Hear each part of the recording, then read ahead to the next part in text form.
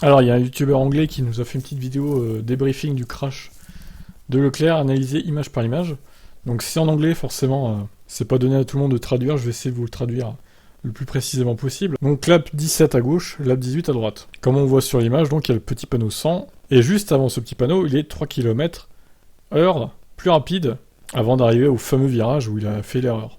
Donc après, il a analysé une autre image, au panneau 50, il arrive 2 km/h plus vite. Il précise bien que les deux tours ont une caméra différente, une position de caméra différente.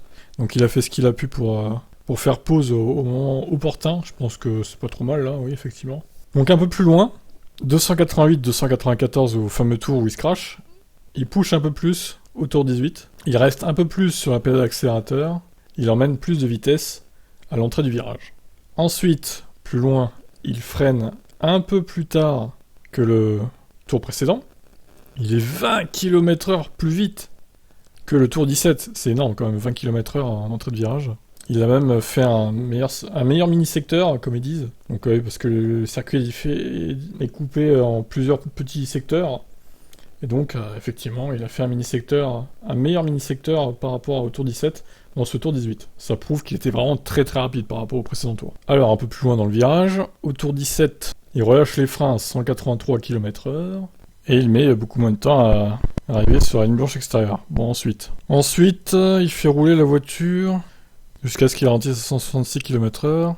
Avant qu'il accélère à nouveau, il est avec ses pneus à gauche sur la ligne blanche à l'extérieur. Au tour 18, il freine plus que le précédent tour, mais la position de la voiture est assez similaire. Il va avoir le survirage maintenant. Comme vous le voyez, il est toujours sur les freins, mais il réaccélère un tout petit peu. Et on voit qu'avec son volant, il essaie de contrebraquer pour essayer de sauver la voiture, mais c'est trop tard.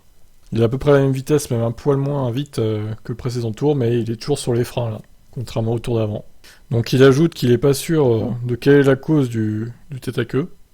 Peut-être qu'il a été surpris par une rafale de vent, ou alors est-ce qu'il est resté trop longtemps sur les freins dans la partie un peu sale, poussiéreuse, ou alors c'est le fait qu'il freine et qu'il accélère un peu en même temps. Bon, voilà. Il ajoute ensuite, à la base je pensais qu'il était au large, qu'il avait donc roulé sur une partie sale, mais c'est pas la bonne raison. C'est sûrement à cause du vent, ou parce qu'il a freiné trop fort, et trop longtemps. Voilà ce qu'on pouvait analyser au ralenti, hein. Il a fait du bon boulot, je vous ai traduit ce qu'il a dit, donc je suis plutôt d'accord avec lui. Après, est-ce que c'est une rafale de vent? Est-ce que c'est le fait qu'il a freiné trop tardivement, trop longtemps, trop fort? Ça peut être n'importe quoi, en tout cas, bon. On voit que du tour 17 au tour 18, il n'a pas roulé de la même manière dans cette partie du circuit. Il était un peu plus à l'attaque, quand même. Donc je pense que ça privilégie quand même la piste de l'erreur de pilotage. Après, peut-être qu'il y a eu un coup de vent au mauvais endroit, au mauvais moment. Ça n'a pas aidé, certes. Voilà, je pense qu'on a fait le tour, hein. Si vous avez d'autres infos à apporter dans les commentaires, n'hésitez pas. Qu'est-ce que vous en pensez? Ciao.